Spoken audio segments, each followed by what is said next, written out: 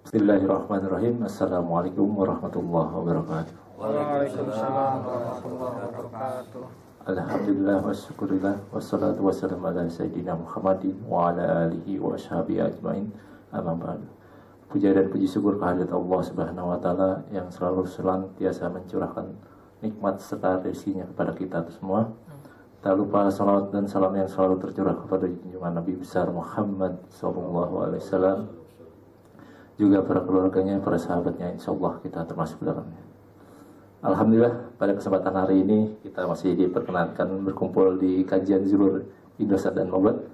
Dan pada kesempatan hari ini mudah-mudahan nih yang hadir ini tetap semangat istiqomah berjalan luar biasa. Kesempatan hari ini dulu kita akan mengambil tema tolonglah Allah maka Allah akan menolongmu. Nah, itu tema yang sangat luar biasa. Nanti kita akan bahas dengan Ustadz Romi Hamzah SAG. Insya Allah pada detailnya nanti akan kami berikan sampai jam 11:30. Mungkin ada tanya jawab 10 menit. Sebelum itu kita mulai, marilah bersama-sama kita basmalah. Bismillahirrahmanirrahim. Untuk waktu dan tempatnya. Bismillah. Assalamualaikum warahmatullahi wabarakatuh. Waalaikumsalam warahmatullahi wabarakatuh.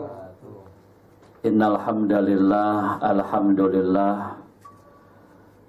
Alhamdulillahilladzi arsala rasulahu bil huda wa dinil haqq liyuzhirahu 'ala dini kullih wa kafa billahi syahida wa kafa billahi waliya wa kafa billahi nasira.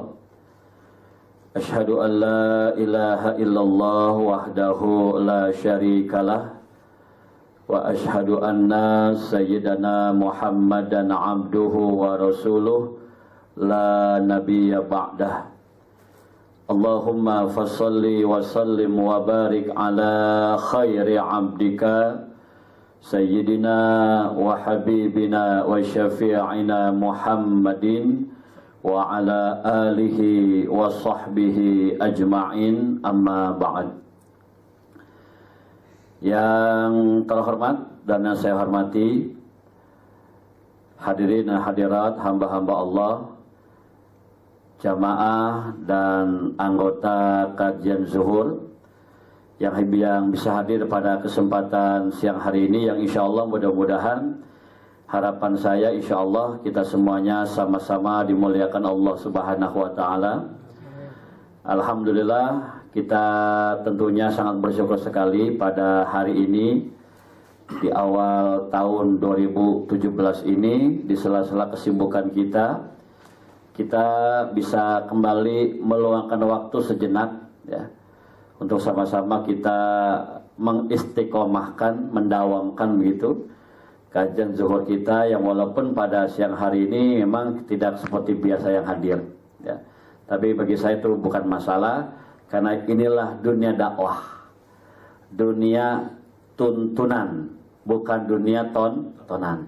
Jadi biasa aja, keles kok sedikit ya, karena sejatinya manusia itu emang nggak begitu suka dituntun, tapi kalau nonton suka ya. Jadi ketika kepada pihak penyelenggara nggak usah kecil hati, karena bagi saya inilah dunia kita, dunia dakwah.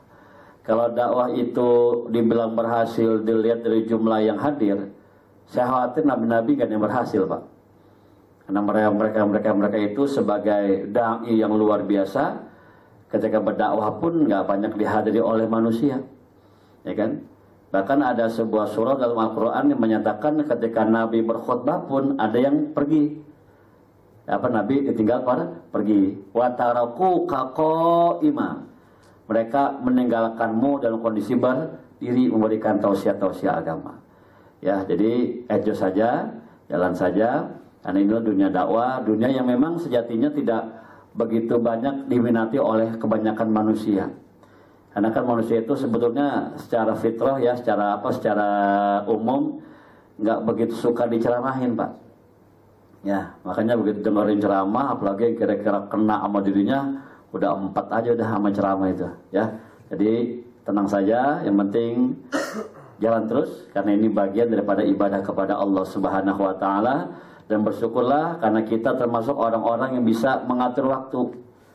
Kan banyak kadang-kadang orang yang nggak mau ngaji, nggak mau ibadah dengan alasan nggak punya waktu, nggak sempet gitu kan. Ya sebetulnya kalau kita bicara jujur, nggak ada manusia yang nganggur gitu loh. Jadi kalau ada orang nggak mau ibadah karena dia sibuk, nggak sempat, kesannya nih yang pada ikut kajian orang-orang nganggur. Makanya pada hadir kan semuanya, nggak begitu. Cuma ada dua loh sebetulnya manusia itu yang boleh dibilang nyaris tanpa kesibukan.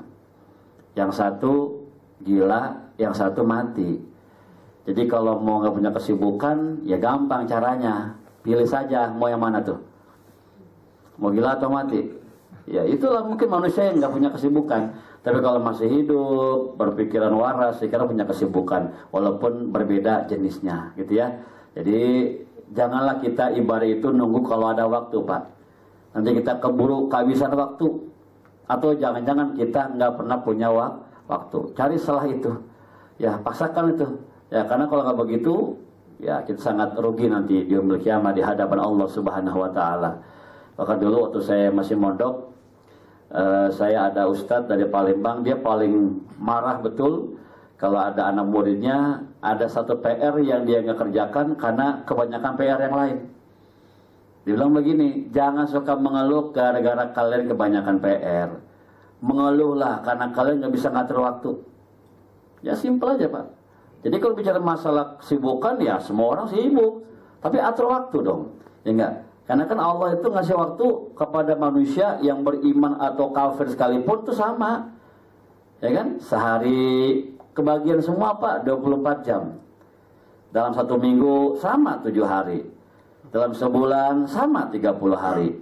Dalam setahun sama 12 bulan. Apa yang beda? Sama. Kok dia bisa hebat, bisa maju, bisa banyak beribadah dan sebagainya? Ya karena mereka bisa memanage waktunya. Sebagai contoh saja nih ya, maaf. Imam Syafi'i itu kan wafat pada usia 52 tahun Pak. Jadi untuk seorang ulama yang sangat produktif, ini usia yang sangat-sangat muda. Nah ketika beliau wafat, beliau meninggalkan puluhan atau bahkan mungkin ratusan karya-karya ilmiah Pak, yang sekarang sampai sekarang masih dikaji oleh banyak umat Islam. Dan beliau wafat sebagai seorang mufti dengan jumlah jemaah yang demikian banyak. Dan dalam usia yang belum sampai akil balik, beliau sudah hafal Quran 30 juz.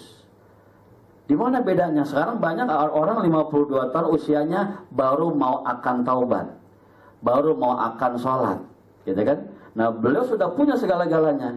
Apa alasannya? Beliau bisa mengatur waktunya. Jadi nggak ada yang terbuang, nggak ada yang percuma. Di dalam umur yang sedemikian singkat, beliau sudah punya banyak ilmu yang bermanfaat. Ya, jadi jangan mengeluh karena kita banyak kesibukan. Mengeluhlah karena kita nggak bisa mengatur waktu. Karena waktu semuanya sama diberikan, nggak ada perbedaan. Tinggal siapa yang bisa ngatur, siapa yang nggak bisa ngatur. Ya, makanya bersyukur sekali hari ini kita bisalah meluangkan waktu sama-sama untuk kembali menghadiri kajian kita yang hari ini memang ya tadi karena ada perubahan ya mungkin banyak yang nggak hadir.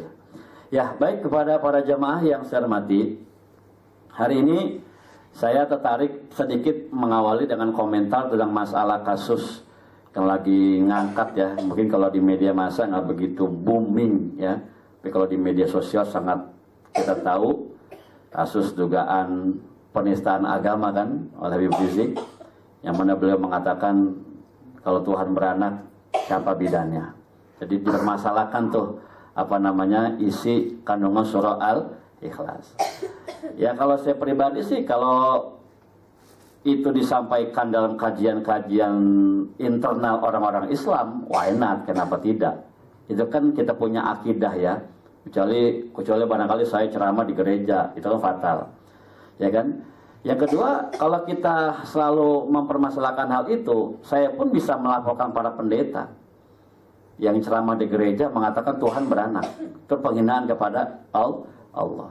Jadi emang selalu seperti itu. Jadi dipermasalahkan lah. Tapi dengar-dengar sih surah Al-Ikhlas ini akhirnya malah menjadi semacam pemantik munculnya hidayah bagi sebagian orang.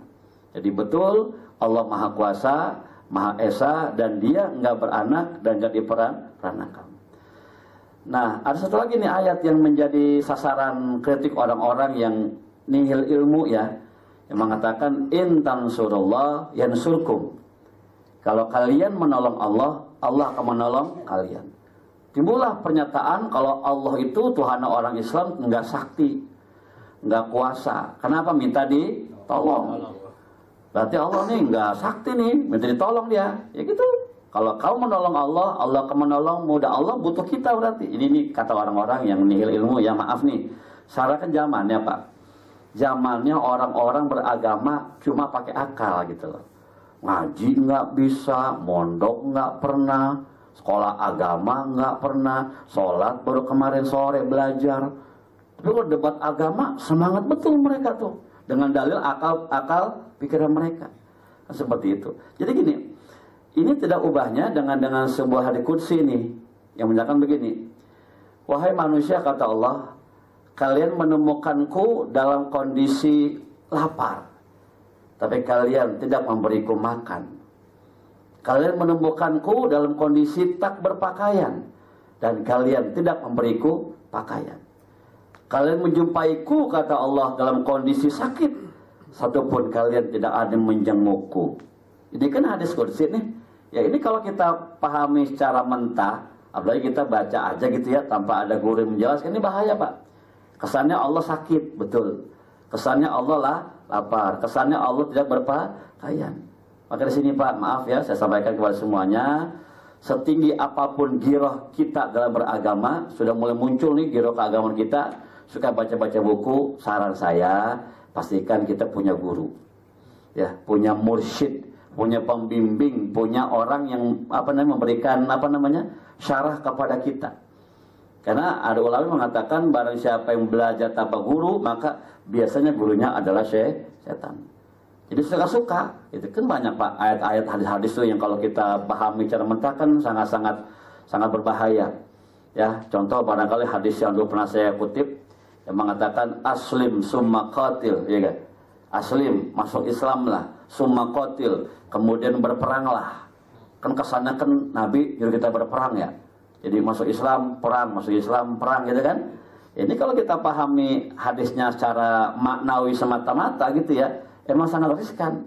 Tapi kalau orang yang belajar asbabul wurud, ini hadis ini sangat-sangat temporer. Jadi zaman itu. Kenapa? Jadi gini, waktu itu kan ada salah seorang simpatisan. Jadi dia belum jadi orang Islam, tapi udah simpatik pada Rasulullah. Menjelang sebuah perang, mohon maaf saya lupa apa perang itu, datang dia menemui Rasulullah. Ya Muhammad, jadi dia masih manggil Muhammad ya, karena dia belum beriman waktu itu, masih simpatik aja lah. Ya Muhammad, saya suka dengan cara Anda. Ya, saya simpati dengan Anda ya Muhammad. Saya akan masuk Islam, saya akan beriman kepada Anda, kata orang itu. Tapi nanti setelah saya berperang membela Anda, izinkan saya berperang bersama Anda ya Muhammad. Pulang perang, baru saya akan bersyahadat dan saya masuk agama Islam. Jadi ini orang pengen perang dulu Pak. Bila Rasul, bila Nabi, pulang perang, baru dia masuk agama Islam. Apa kata Rasulullah? Oh jangan begitu. Aslim, masuk Islam dulu. Summa qatil, kemudian berperang bersamaku. Benar Pak? Dia bersyahadat, ya syahadatain, bersyahadat, jelas seorang muslim, perang dia, semangat betul. Di medan perang dia gugur sebagai seorang syuhada. Why? Kenapa? Karena kondisi sudah beriman kepada Allah. Kan begitu. Coba kalau dia belum jadi orang Islam, meninggal di medan perang, kan mati konyol. Nah disinilah. Makanya kalau kita belajar ayat atau Al-Quran atau hadis, pahami asbab-asbab yang melatar belakangi ya. Kalau ayat kan asbab nuzul, kalau hadis asbabul wurud. Jadi memang ada asbabnya. Sebagian besar ada asbabnya. Termasuk hadis yang tadi itu. Ini kalau nggak dipahami dengan jernih, ini bahaya nih. Kesannya Allah tuh weak, Allah tuh lemah, nggak punya power dan sebagainya. Ini maaf ya. Hadis ini Bapak Ibu maaf, ini mengajarkan kepada kita untuk jangan pernah mengabaikan orang-orang yang sedang dalam kesulitan. Allah ada bersama mereka. Ini, ya. Jadi kalau kita ingin redha Allah, nggak hanya dengan sholat. Kan kadang-kadang ada orang udah merasa jumawa ya karena rajin sholat. Iya hati-hati loh. ibadah ritual itu nggak serta-merta menjadi jaminan pasti kita akan diridhoi oleh Allah. Apalagi kan ibadah kita tahu sendirilah kayak apa sih. Sholat, ya kan? Syukur-syukur awal waktu, keseringan akhir waktu, buru-buru lagi. Udah gitu sholatnya dalam kondisi pikirannya pecah. Ingat ini, ingat itu. Ya enggak, puasa juga begitu kan kita selama ini ya. Cuma nggak makan, nggak minum. Mata kita kan belum puasa Pak selama ini. Kuping kita belum puasa. Jadi kalau kita mau fair, apa yang kita bisa banggakan di hadapan Allah? Haji juga kan masih banyak yang ria. Mau nyalon jadi kepala apa gitu ya, biar kesannya soleh pergi haji. Kan ada dua nih. Kalau titel H itu kan menunjukkan dia orang soleh, katanya begitu. Kalau titel akademik kan dia orang pintar. Jadilah kalau udah ada hak sama titel akademik, dia orang pintar dan soleh. Makanya kadang-kadang saya bingung tuh Pak, ada orang titelnya banyak bener. Yang lucu semuanya S1, gue bingung. SAG, SH, SE, waduh tanggung amat. Ya kan? Jadi pergi haji nih lebih kepada unsur-unsur duniawi. Ada yang barangkali pulang haji dipanggil abang nggak nyaut. Dipanggil nama diem aja, dipanggil Bang Haji Sandi baru nyaut dia. Sang, diem aja begini aja, enak aja Sandi apaan lu? Bang Haji, apa? Maaf ya, saya katakan nggak usah begitulah. Nabi Muhammad tuh pergi haji Pak. Rasulullah pergi haji kan beliau tapi beliau pergi haji itu cuma sekali ya. Jadi haji pertama dan terakhir. Ya kapan sih kita nyebut beliau dengan sebutan Haji Muhammad? Enggak pernah kan? Anda bersyahadat kan? Asyhadu alla ilaha illallah wa asyhadu anna Haji Muhammad begitu? Enggak kan? Kita salawat juga begitu kan? Jadi ini sebenarnya tidak begitu urgent sebutan haji itu. Tapi itulah kenyataannya. Makanya kalau kita hanya mengandalkan pintu ibadah ritual nih untuk meraih keridhaan Allah, ya bukan mustahil ya. Saya kira sulitlah untuk mendapatkan hal itu. Karena ada ibadah sosial. Ingat nggak kasus seorang pelacur? Ini cerita yang sangat terkenal kan? Yang diampuni oleh Allah cuma gara-gara memberikan minum anjing kehausan. Ini pun Anda pahami dong. Ya, wah enak banget tuh orang. Udah segitu banyak dosa cuma ngasih minum anjing aja diampuni. Ente baca kisahnya dong dengan jelas. Itu pelacur sampai turun Pak ke dalam sumur. Ya nggak ada tambang, dia sobek, dia punya selendang, dia bikin tambang, turun ke dalam sumur. Sampai disuruh saat dalam sumur, dia ambil Pak itu air minum dengan sepatunya. Dia gigit sepatunya tuh. Naik ke atas lagi Pak, pelan-pelan. Sampai di atas dia kasih itu anjing kehausan. Allah ridho. Allah terima sebagai amal soleh dan dia diampuni oleh Allah Subhanahu wa Ta'ala. Ya, jadi dalam 3 poin tadi itu apa artinya? Allah bersama orang-orang yang sakit. Allah bersama orang-orang yang kelaparan. Allah bersama orang-orang yang gak punya pakaian. Tolong Allah. Ya, secara harfiah ya tolong Allah. Maka Allah akan menolong kita. Berbuat baik kepada mereka sama dengan Anda mengundang keridhaan Allah Subhanahu wa Ta'ala. Pertama, aku kata Allah dalam kondisi lapar dan kalian tidak memberiku makan. Apa artinya? Allah sangat dekat Pak dengan orang-orang yang lagi susah. Ya, bahkan dalam Islam kan disebutkan salah satu doa yang mustajab itu kan doa orang yang sedang berpuasa. Ya, makanya kalau mau kebagian berkah itu sering-seringlah ajak makan teman gitu, makan siang. Ya, aja hari ini siapa kita ajak makan siang gitu ya. Kalau ada yang mau? Ya, kalau ada yang mau ajak saya ini double pahalanya loh. Saya belum makan siang deh. Iya kan? Udah bilang begini, Pak, nggak mungkin lah mereka mau. Ya namanya makan, siapa supaya nggak mau Pak? Ajak saja. Ya, bahkan dalam Islam disebutkan kan, idza tabahta maraqatan fa'aksir ma'aha wa ta'ahad jiranaka. Kalau kalian masak sayur, kata Rasulullah, fa'aksir ma'aha. Perbanyaklah kuah dan isinya tentunya ya. Wa ta'ahad jiranaka, dan berikan kepada tetanggamu kanan dan kiri. Ya, kalau nyayur yang benar Bu, jangan nyuruh sopnya sop-sopan. Ada kan sebutan begitu Pak? Nyuruh apa nih? Ya siapa? Sop-sopan. Sop-sopan itu kan sayur sop, ya sebetulnya sop, tapi dagingnya nggak begitu banyak. Paling yang ada buncis, kentang, wortel pada ngambang. Nggak ada dagingnya, makanya sebutannya sop-sopan tuh. Kalau aroma daging itu jangan dibilang susah, pas sekarang banyak kaldu kok. Ya enggak, direbus aja kaldunya itu udah berasa daging, padahal nggak ada dagingnya. Ya. Nah kalau kita bikin yang baik, bikin suatu makanan, wata'ahan, ya berikan tetanggamu. Kalau kita di kantor, berikan teman kerjamu. Yang mana? Yang paling dekat pintunya dengan pintumu, atau meja dengan mejamu. Ya kalau bisa kita bikin banyak begitu ya, ya berikan kepada semuanya. Tapi kalau misal nggak banyak, yang dekat dengan kita, baik tempatnya ataupun kondisi hatinya, berikan. Kita bawa cemilan ya, bawa cemilan nih. Tuh teman kita kerja tuh sebelah tuh mejanya tuh, orangnya lagi kerja di situ. Kita manggil di balik tirai. Hei, mau nggak makanan? Gue punya nih. Teguhan itu ya. Ini nggak dipanggil-panggil. Nggak boleh Pak, Bu. Kenapa nggak boleh? Kalau kita ajak yang jauhan, dia malah nggak kita bagi, Anda akan segera punya musuh baru. Kenapa musuh baru? Ya siapa sih orang yang tidak bertanya-tanya? Loh kenapa orang-orang yang udah dikasih gua enggak? Mereka. Tapi kalau emang banyak Pak, ya bakasi semua. Ya, bawa bekal banyak nih, bagiin semuanya. Ya, itu cara yang barangkali relatif mudah untuk dapat ada Allah Subhanahu wa Ta'ala. Allah nggak lapar Pak, tapi Allah bersama orang-orang yang lapar. Dan ketika kita memberikan, waktu kita mengasih mereka bantuan, jangan diabaikan ya doa dari mereka. Maaf, Bapak pernah nggak Pak ngasih orang peminta-minta barangkali ya, ngasih cuma 2.000 Pak, cuma doanya banyak banget buat kita. Ada gitu ya? Makasih Pak. Oh, maaf ya, jangan diusir Pak. Soalnya begini, ya, diusir. Oh jangan Pak. Kenapa jangan diusir? Itu doa yang sangat tulus. Bagaimana coba? Saya bilang begitu.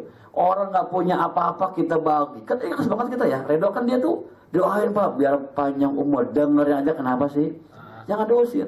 Karena kalau kita langsung mengusir mereka begitu kita kasih, dan waktu mereka baca doa buat kita, kesannya kita nggak menghargai mereka. Ingat loh, di sisi mereka itu ada Allah.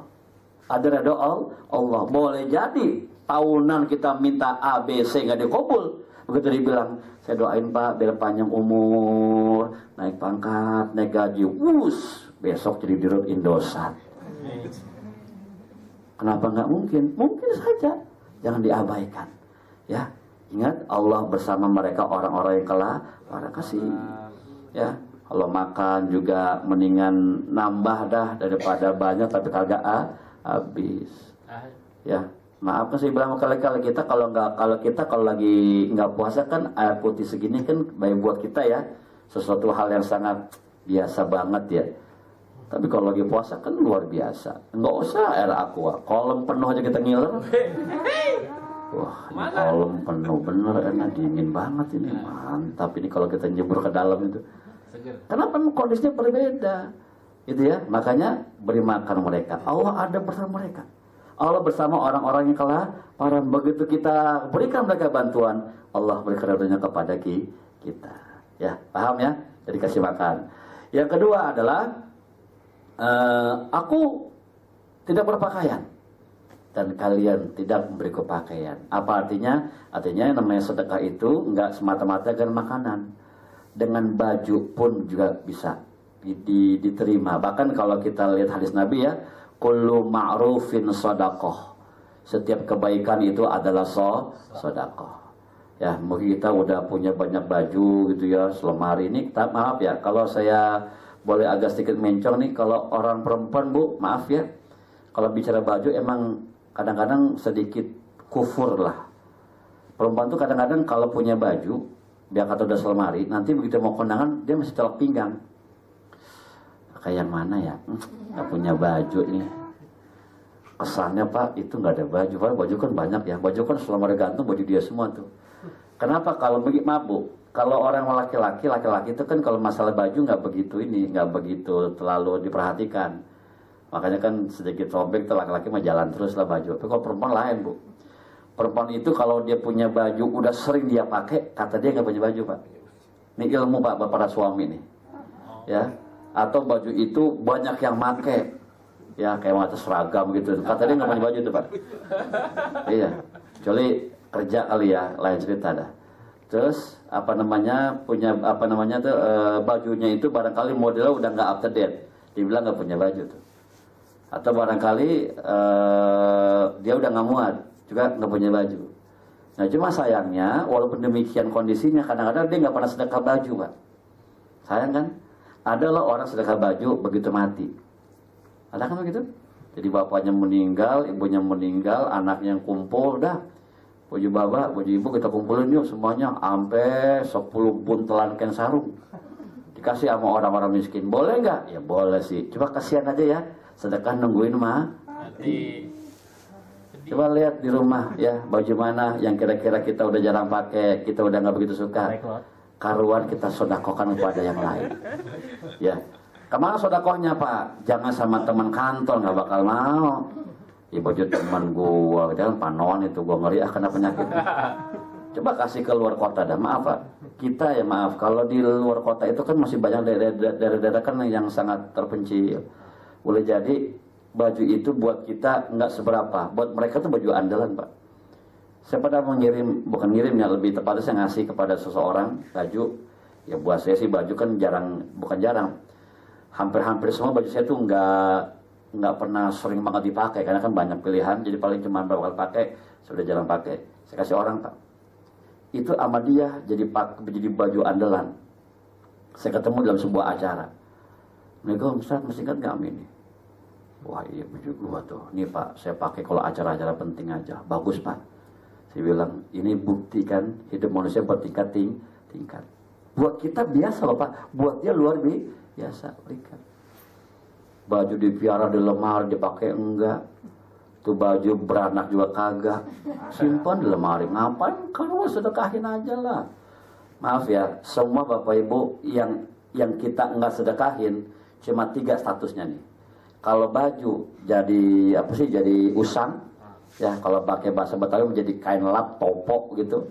Kalau barang elektronik jadi rongsokan, kalau makanan jadi kotoran. Habis itu. Yang berlaku terus sampai kita mati, cuman yang kita sedekahkan. Coba kita, kalau di bandara kan gila-gilaan ya. Saya waktu ke Surabaya kan di bandara saya mau ngopi nih. Saya nggak jadi Pak, kopi 35.000. Oh. Tadi saya nungguin siapa yang tawa, tawanya begitu ya. Emang begitu tawanya Bang? Oh iya. Itu bukan ngantuk tuh, serem saya dengarnya. Nah, mendingan begitu tawan tuh. 30.000 kopi. Pisang goreng Pak, yang di kita tuh 10.000 bisa beli sekantong, dia satu.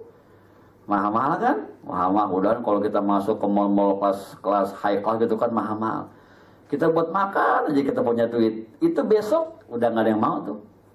Karena udah nggak karu-karuan apa bentuknya. Ya kan?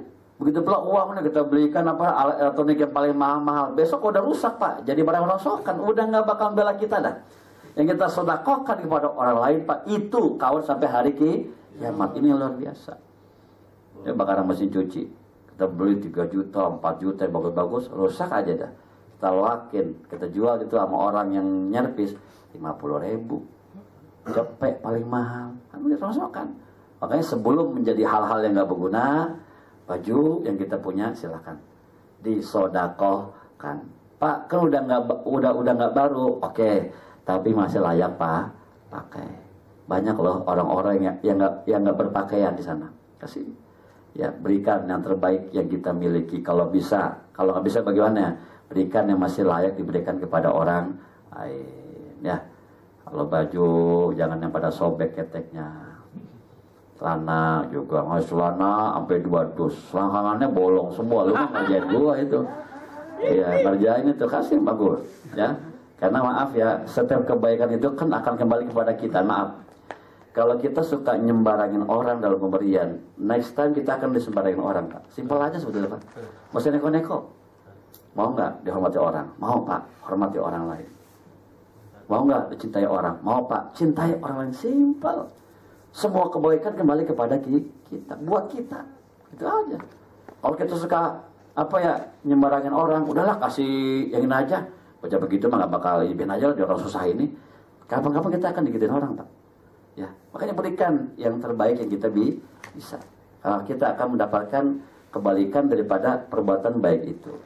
Nanti masalah reaksi yang berbeda-beda, kan ada yang orang berbuat baik tapi nggak pernah komen apa-apa dan kita kan terima kasih enggak, diem aja begitu, nggak masalah. Sebelum kali-kali ya, jangan pernah mencari perhatian manusia, karena manusia emang nggak selalu memperhatikan kita.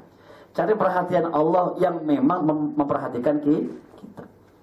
Capek loh Pak, Bu, kalau kita berbuat baik karena manusia, ya 1000 kebaikan kita kerjakan, belum tentu orang nyebut kita malaikat, Pak.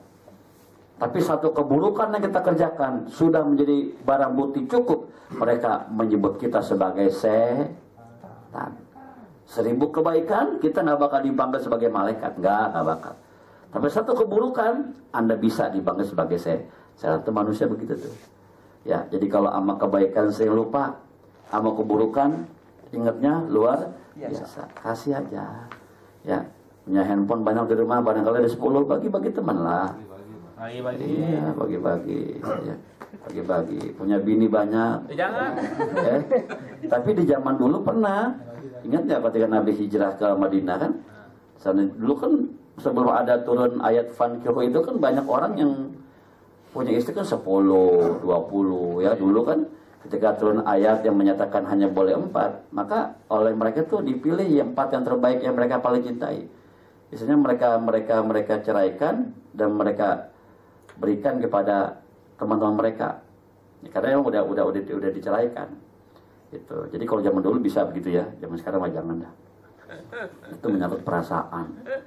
Gila, biar kita bisa nikah lagi atau cerai kasih teman, ambil lagi atuh. Ini nggak pernah beres ini Pak. Ya, jadi satu itu, 2. Dan yang ketiga adalah kalian menemukanku dalam keadaan sakit, tapi kalian tidak menjengukku. Allah sakit? Bukan. Allah bersama orang-orang yang sedang sakit. Tengokin dah. Kalau bisa, bagaimana Pak kalau nggak bisa? Ya, kita doakan saja. Ya, bahkan dulu pernah saya sampaikan kan ucapan singkat kalau kita melihat orang sakit, masih ingat nggak? Dulu. Bahkan kalau saya ingat-ingat Pak, U-nya banyak nih, yang dulu. Masih ingat nggak? Bacaan kalau menjenguk orang sakit. Mungkin yang perempuan biasanya lebih smart ini perempuan. Biasanya gitu loh. Laki-laki kan hanya emosinya lebih gede aja kadang-kadang, tenaganya besar gitu. Kalau perempuan lebih smart biasanya. Ingat nggak? Dulu zikir atau ucapan kalau kita melihat orang yang sakit. Lupa ya? Bapak yang ingat Pak? Nah, nggak salah kan saya tunjuk beliau. Ya, jadi jenggot itu justru semakin pintar. Kalau kemarin pernah ada semakin panjang jenggot semakin goblok, itu orang yang perlu dipertanyakan itu keislamannya. La ba'sa tohurun insyaallah. La ba'sa itu kan bahasa Arab artinya kan nggak apa-apa. Makanya kalau sama orang sakit, maaf ya, terlepas dari kondisi apapun yang sedang dihadapi, jangan pernah berkata yang buruk-buruk. Bilang aja la ba'sa, nggak apa-apa. Support terus hidupnya. Ya, walaupun barangkali sudah stadium sekian, support aja. Karena sehat, sakit, mati, hidup urusan Allah. La ba'sa tohur. Insya Allah penyakit ini mensucikanmu. Makanya jangan heran ya, ketika Allah memberikan sebuah kado yang sangat istimewa, tapi terbungkus dalam sebuah permasalahan besar. Sakit. Jadi kalau ada orang sakit, itu sebetulnya Allah siapkan pahala besar buat dia. Bagaimana caranya? 1, dia bersabar. Kalau dia bersabar, maka penyakit atau apapun yang sedang dia rasakan yang gak enak-enak akan menjadi penebus dosanya di hadapan Allah. Makanya bilangin begitu, la ba'sa tohurun insya Allah. Disupport aja. Bahkan banyak ulama yang mengatakan berbohong tentang si sakit, tentang sakitnya, itu termasuk sesuatu yang dibolehkan Pak. Kan bohong itu kan termasuk yang nggak boleh ya. Bahkan disebut-sebut sebagai ra'sus dzunub.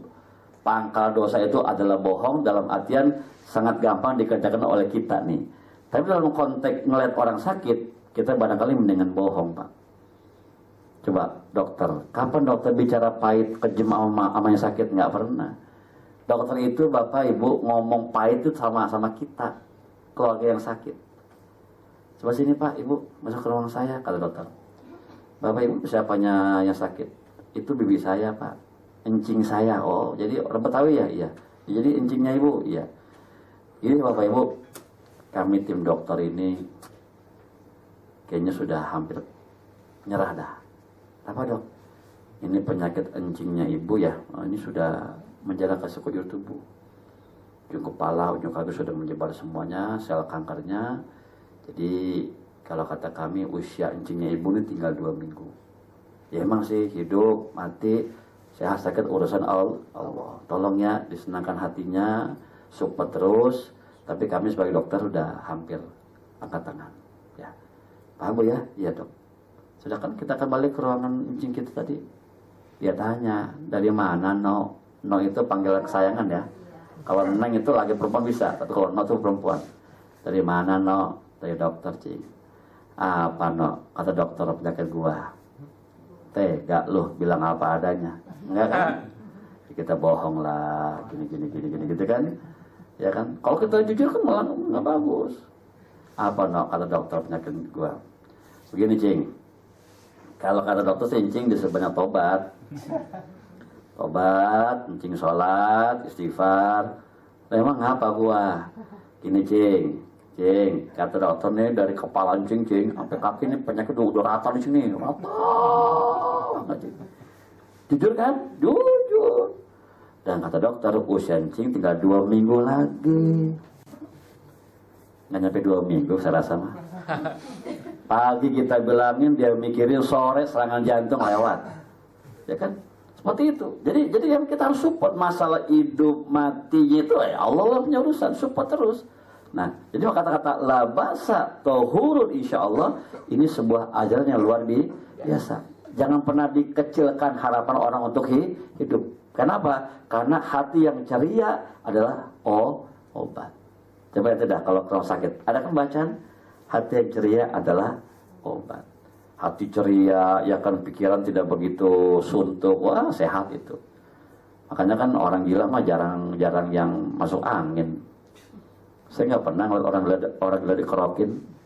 Emang nggak ada yang ngerokin orang gila. Kenapa demikian fit ini? Maaf ya, sudah diteliti loh oleh beberapa pakar. Why? Kenapa madman orang gila itu lebih fresh Pak dibanding kita yang waras? Simple Pak. Ini mereka tuh bebas banget gitu. Jadi bodoh amat. Dia telanjang kemana-mana dikatain gila macam ya cengar-cengir aja, fresh. Orang gila kan kalau makan bukan yang basi Pak. Apa ya, dari tong sampah, sampahnya benar dia makan, nggak pada bermasalah tuh. Coba kalau kita makan lemper basi, pagi-pagi kita main ceret, ya kan? Orang gila makan sampahnya Pak, nggak masalah. Tidur di emperan toko, nggak pakai baju, kena angin, kena debu. Ya sakit. Kenapa? Hatinya ceria. Ya. Jadi kalau pengen sehat, mau tahu caranya gimana? Nah, itu mulai tuh. Sehat tuh Pak. Sehat Pak. Jadi hati yang ceria itu adalah obat. Jadi terlepas bagaimana kondisi yang sakit, tetap berikan support kepadanya. Katakan kepadanya, la ba'sa tahur insyaallah. Enggak apa-apa. Tenang aja. Insyaallah ini menjadi penyembuh atau penebus bagi dosamu. Lihat orang yang sakit. Yang kedua, melihat orang sakit itu ada pelajaran buat kita agar lebih pandai bersyukur atas kesehatan yang Allah berikan kepada kita. Karena ada Pak Bu, rumusnya begini. Nikmat itu terasa nikmat kalau kita udah kehilangan nikmat itu sendiri. Nikmat jadi bujangan tuh terasanya kalau kita udah punya beban kehidupan, punya istri, punya keluarga. Kadang-kadang suka kangen ya masa-masa muda dulu ya kita main sonak mari kan. Itu jadi berasanya kalau kita udah punya keluarga, punya suami, punya istri, enaknya bagaimana itu kalau kita udah kehilangan. Makanya kemarin dulu saya pernah ketemu yang di depan saya nih. Jadi 2 perempuan, yang satu janda, yang satu udah masih bersuami. Kalau kata yang janda, enakan masih bersuami, enakan lupa. Masih punya suami, apa-apa ada yang ngurusin, ada yang bantuin, ada yang nyariin. Kalau nangis ada yang meluk, kata yang udah janda nih kepada yang bersuami. Kalau saya mah udah nggak punya laki, apa-apa sendiri. Yang punya suami nyautin, lu ngomong barangan aja, enakan lu kali. Lu mah enak, kemana-mana bebas, nggak pakai izin, nggak pakai ini itu. Nah, kalau gue aki-aki udah tua, mana reseh banget begitu. Saya dengerin aja. Ini manusia begitu Pak. Kata dia enakan dia, kata dia enakan dia. Mana yang paling benar? Ya siapa yang tahu.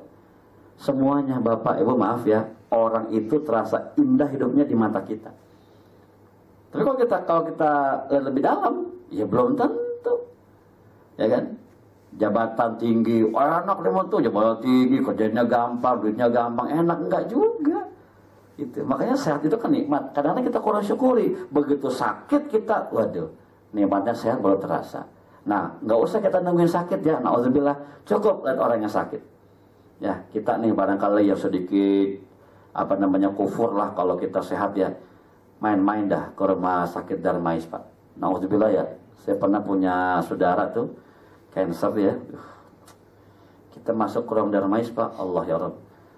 Pulang-pulang kata gini dah. Biarin dah, gua nggak punya apa-apa, yang penting gua sehat. Kanker Pak, yang ini, yang itu, yang waduh. Gitu. Jadi ada semacam pembelajaran, hargai nikmat itu karena itulah kondisi orang yang sakit. Bahkan kalau sehat nih, maaf ya, semua terasa nikmat Pak. Makan tuh nggak perlu yang hebat-hebat lauknya, yang penting lapar sama sehat. Lapar dan sehat. Yang bahaya udah sehat kelaparan, wah bahaya nih. Ini kita pakai sehat nih, kelaparan bahaya Pak. Udah kagak ada ogahnya makan. Tapi orang yang sakit, ya makan aja nggak mau Pak. Coba kalau kita lihat orang yang sakit dirawat di rumah sakit, yang kenyang siapa sih? Yang nungguin. Yang sakit aja nih pulang dari rumah sakit di papa masih kuyu, masih lemes, emang nggak makan, nggak mau makan. Yang nungguin mah gemukan dikit badannya, cengar-cengir, bawa sisa orang jengukin. Apa alasannya? Simpel, yang satu sakit, yang satu sehat. Udah sehat lapar lagi, wih, itu mantap itu. Peribahasa kata kita makan nasi dan apa ya? Peribahasa aja nih, jangan garam kebangetan susah itu. Dendeng. Ya. Nasi lah dengan kecap ya barangkali itu udah luar biasa. Yang penting sehat. Makanya sehat itu terasanya kalau udah sakit. Makanya lihat orang sakit. Ya, di sana ada ilmu, di sana ada pelajaran, dan di sana ada Allah. Allah sedang sakit. Artinya apa? Allah bersama orang-orang yang sakit. Tengoki orang yang sakit. Engkau temui di sana ada ridho Allah. Simple. Jadi nggak hanya sholat, nggak hanya puasa, semua kebaikan-kebaikan kepada manusia sejatinya itu bisa mengundang keridhaan Allah Subhanahu wa ta'ala. Ya, makanya mulai sekarang jadikanlah sedekah sebagai bagian daripada kebiasaan kita. Ya, nggak usah banyak-banyak yang penting istiqomah. Ahabbul a'mal ilallah adwamuha wa in qalla. Amal yang Allah suka kata Rasul, amal yang istiqomah walaupun sedikit. Ya, sedikit nggak apa-apa. Ya, tiap pagi kita pastikan pokoknya setiap pagi nih mau berangkat kerja gitu ya. Kita biasa temui ada orang minta-minta di ujung jalan sana. Pastikan dah setiap hari kita kasih 5.000. Begitu aja dah istiqomah. Nanti akan dibalas oleh Allah Subhanahu wa ta'ala. Karena kebaikan adalah buat kita sendiri. Makanya kalau ada orang ya berbuat baik aja ogah, beribadah aja ogah, saya mikir Pak, lawang buat dirinya aja nggak mau, apalagi buat orang lain. Kan semua kembali kepada kita. Kita berbuat baik ya kembali kepada kita, berbuat jahat kembali kepada kita. Bahkan kalau kita baca dalam surah Asy-Syu'ara ya ayat 30, apa kata Allah? Wa ma asabakum min musibatin fabima kasabat aydikum wa ya'fu an katsir. Semua musibah yang menimpa engkau wahai manusia sebetulnya gara-gara ulah tanganmu juga. Wa ya'fu an katsir, tapi sebagian besar sudah Allah maafkan. Contoh, kita lagi jalan nih Pak di trotoar, tiba-tiba diserempet motor.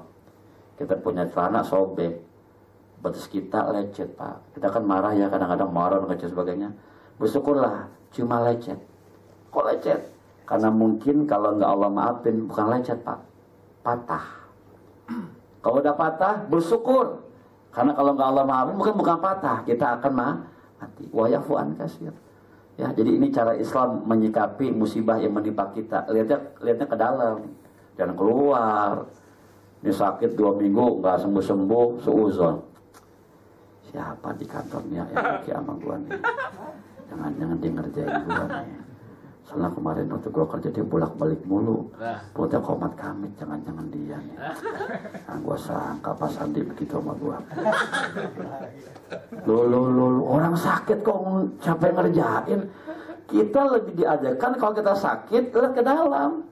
Ya, kalau emang itu medis, barangkali lihat mungkin pola makan kita amburadul, jam tidurnya ngaco, sakit kan? Atau kalau emang kita barangkali bagus, mungkin kita banyak berbuat dosa, ke situ aja. Ya kan sakit, dilihat siapa yang ngerjain, siapa yang naroin, jangan seuzon. Lihat ke dalam. Karena semua kembali kepada kita, makanya perbuatan baik itu kembali kepada kita, makanya banyaklah berbuat baik. Ya, tolonglah Allah dalam arti apa? Jaga Allah, perintahnya, laksanakan perintah Allah Subhanahu wa Ta'ala. Andai kata kita tidak mengerjakan perbuatan baik, Allah juga kagak rugi. Nah, semua kembali kepada kita. Baik buruk kita berbuat, baik buruk kita yang merasakan akibatnya. Ya, paham ya? Jadi kaitan intan surullah tadi itu dan hadis tadi Pak, yang mengatakan Allah itu sakit, Allah itu telanjang, Allah itu kelaparan, dalam artian Allah bersama mereka orang-orang yang susah. Datangi mereka, kasih makan, kasih pakaian, Allah akan berikan ridho kepada kita. Ini yang paling penting. Ya, paham ya? Paham ya? Jadi kalau nanti mau belajar, pastikan Anda punya guru yang mumpuni lah. Ya, jangan hanya modal semangat baca buku sendiri, nanti akan galak sendiri gitu. Kan banyak kadang-kadang orang begitu Pak, baca buku. Sekarang kan buku-buku yang dulunya cuma ada di pondok, karena kan bisa udah di translate ke bahasa kita kan. Itu yang sejatinya dulu dikaji oleh di pesantren sekian tahun dengan kiai besar kita, sekarang bisa dibaca di rumah kita. Itu kalau nggak ada guru repot. Ya, pahami dengan baik. Banyak ayat-ayat yang sifatnya itu mutasyabihat, tapi juga banyak yang muhkamat. Nah, ayat yang melarang kita milih pemimpin non-muslim itu muhkamat Pak. Itu disepakati oleh para ulama, ini muhkamat. Ya, kalau misalnya bicara masalah pilot maka repot kalau pilotnya mabok. Mau nggak naik pesawat yang pilotnya mabok? Ayo Pak, ayo. Kemana? Sydney? Mana? Hong Kong? Ayo sekalian terjun di tengah jalan. Nah, ini. Kita pilih dia Pak, kenyawa taruhannya. Begitu pemimpin. Ya, jadi jangan dibilang, apa sih maksudnya Allah melarang kita milih pemimpin yang non-muslim? Ada hikmahnya, itu muhkamat. Ya, tapi kalau mutasyabihat, pastikan kita punya guru yang mumpuni. Hadis pun begitu Pak, banyak yang sifatnya itu temporer, ya kan, yang dulu demikian ditekankan sekarang tidak lagi. Kayak tadi kan temporer tuh, atau yang lainnya. Ya, paham? Oke, sampai sini ada yang disampaikan? Ya, jadi tiga poin tadi ini mengajarkan kepada kita jangan mengabaikan ibadah-ibadah sosial. Ya, ritual sosial itu dua ibadah yang sejatinya wujud daripada hablum minallah, hablum minannas. Ya, jangan merasa Anda sudah pasti ke surga cuma dengan sholat, puasa, haji, baca Quran, tapi Anda lupa kepada ibadah-ibadah yang lain. Ya, berbuat baik kepada manusia, sayang kepada binatang. Bahkan binatang pun kalau dalam Islam itu kan nggak boleh disakiti. Termasuk ketika menyembelih, maaf. Nanti kalau baca kaidah-kaidah menyembelih dalam Idul Kurban itu luar biasa loh Pak. Tempat penyembelihan saja itu dalam Islamnya itu dipisahkan dengan tempat penampungan hewan itu. Jadi kalau emang satu lokasi karena emang dekat gitu ya, paling dikasih Pak, tirai. Di sini kita sembelih kawannya, di sana nunggu yang lain. Jangan di depan hewan yang sedang kita antri Pak, kasihan. Bahkan kalau kita ikut kursus ya, penataran menyembelih hewan kurban, itu pisaunya aja Pak, ternyata emang harus diumpetin. Jangan malah diledekin. Potong loh. Di sini loh ya. Nggak boleh Pak, nggak boleh. Ini luar biasa Pak. Itu ternyata bukan omongan kiai, tapi emang Rasulullah begitu. Bahkan Nabi pernah marah Pak, ketika dulu ada orang laki-laki mau nyembelih kambing, dia lagi ngasah pisaunya Pak. Ngasah pisau sambil meletakkan kakinya di kepala tuh kambing. Di kambingnya palanya nih. Dia tuh kakinya nih di kepala kambing itu. Sambil dia ngasah pisau. Tuh kambing diam aja kali ya. Oh, ini orang kurang ajar banget. Lalu Rasulullah dia marah. Kata beliau, jangan engkau menyiksa hewan itu dengan dua siksaan. Maksudnya pertama sembelihan, yang kedua siksaan kita itu. Itu Pak, luar biasa. Jadi pisaunya tuh diumpetin. Jangan sampai dia lihat. Kemudian diberikan dinding kalau emang satu tempat. Kalau bisa dibedain. Gitu. Ini kan ibadah-ibadah yang sifatnya kan bukannya ritual ya, tapi sosial barangkali kepada binatang, tapi jangan-jangan disitulah ada ridho Allah. Who knows, siapa yang tahu? Ya, selama ini kita sholat Allah nggak begitu tertarik. Sholat lu payah semua. Kita puasa juga Allah nggak interest. Biasa aja lah. Begitu kita menolong semut yang udah mau tenggelam, ya kita angkat begitu tuh, kita pindah ke tempat yang kering. Jangan-jangan itu sabab Allah ridho kepada kita. Jangan-jangan itu yang membuat kita masuk ke dalam surganya Allah Subhanahu wa Ta'ala. Ya, sampai sini ada yang mau disampaikan? Kalau ada, alhamdulillah. Kalau nggak ada, kita doa dan pulang. Tapi jam 1:30 Pak itu dia.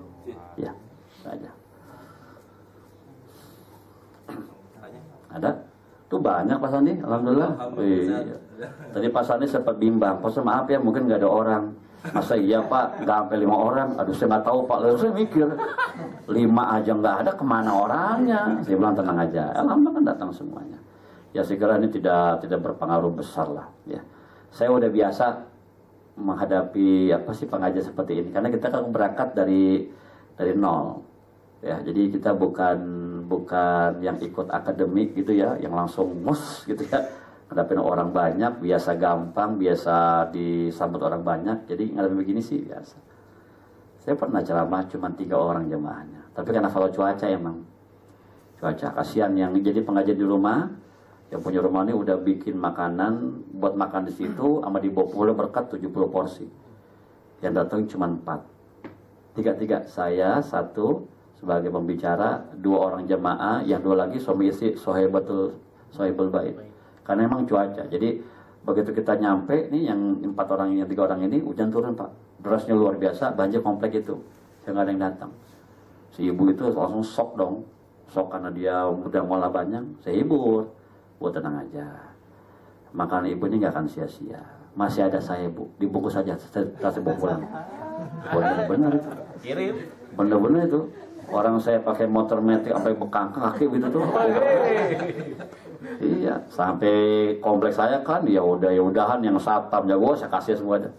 Luar biasa. Saya bilang, Bu jangan kecewa. Kalau ibu kecewa nanti nggak ada pahalanya ya. Ini kena foto cuaca. Emang luar biasa Pak menuju waktu. Wah, gede hujannya besar sekali. Banjir di mana-mana. 3 orang. Easy going. Santai saja. Ini masih banyak ini. Ya, masih banyak ini. Ini masih bisa bikin satu kelompok pengajian khusus ini. Insyaallah. Ada yang mau disampaikan? Kalau nggak ada, kita doa dan salam. Setelah ini kita ke ruang sebelah. Ada makan siang nggak? Mas Andi. Ya, ada makan siang. Ini mau ditata sama Pak Sandi nih. Ya. Termasuk sedekah saya tambahin ya. Ketika Anda menganggap lunas hutang seseorang kepada Anda, itu termasuk sedekah yang luar biasa. Orang utang sama kita nih, jadi sebulan nggak dibayar-bayar, 3 bulan lebih udah ikhlaskan. Itu sedekah tuh Pak, sedekah. Jadi nggak perlu nunggu dia mati, ya. Kita lihat gelagatnya dia emang nggak mau bayar atau emang dia nggak punya kemampuan bayar, ya sudah ikhlaskan. Sedekah luar biasa. Itu bahkan menjadi sedekah yang nanti akan menjadi penyelamat seorang manusia. Jadi nanti gini Pak, ceritanya ada seseorang yang hampir-hampir masuk ke neraka, itu nggak jadi. Gara-gara dia pernah mengikhlaskan hutang orang kepadanya, itu diangkat, nggak jadi. Karena hutang itu berat buat orang itu, diikhlasin, nah itu diterima oleh Allah sebagai amal soleh. Ya, jadi ingat aja, saya punya hutang sama kita, kalau mau Pak, diikhlaskan saja. Luar biasa tuh. Ya, kalau cuman kecil, tapi kalau ada jumlahnya besar sih ya tagih lah. Ya, wajadiluhum billati ya ahsan, tagih dengan cara yang baik. Ya emang itu hak kita, uang kita, tapi kan di sana ada perasaan orang, laginya baik-baik gitu ya. Ngomongnya sopan, insyaallah nanti berkah pesannya. Ada silakan, kalau nggak ada kita doa saja. Pak Sandi barangkali apa poin tadi saat ditulis? Allah akan bersama-sama orang yang ya mungkin kita simpulkan di sini Allah akan hadir bersama-sama orang yang lapar ya. Kita harus selalu berpuasa, makanya disunahkan kepada orang yang sering berpuasa ya. Terus setiap kebaikan itu ada sedekah. Jadi utamakan apa yang walaupun sekecil apapun kita usahakan bersedekah. Yang ketiga, Allah bersama-sama orang yang sakit. Nah, di sini diwajibkan bagi kita yang teman-teman atau saudara yang ada itu kita coba berkunjung untuk menjenguk apa yang kita bisa bawa, dan itu kita doakan, itu merupakan sedekah juga. Dan disitulah ada keberkahan dan Allah akan hadir di situ pula. Mungkin 3 poin itu yang akan kita dan berapa banyak pun rizki serta nikmatnya, tentu kita harus bersyukur pada Allah ya, nikmatnya itu. Mungkin kajian ini kita tutup dengan doa dan kita nggak ada yang aneh-aneh kan? Mungkin ada yang ingin bertanya? Masih ada? Kita tutup dengan doa penutup majelis. Subhanakallahumma wa bihamdika asyhadu an la ilaha illa anta astaghfiruka wa atubu ilaik. Demikian, billahi taufiq wal hidayah. Wassalamualaikum warahmatullahi wabarakatuh. Waalaikumsalam warahmatullahi wabarakatuh.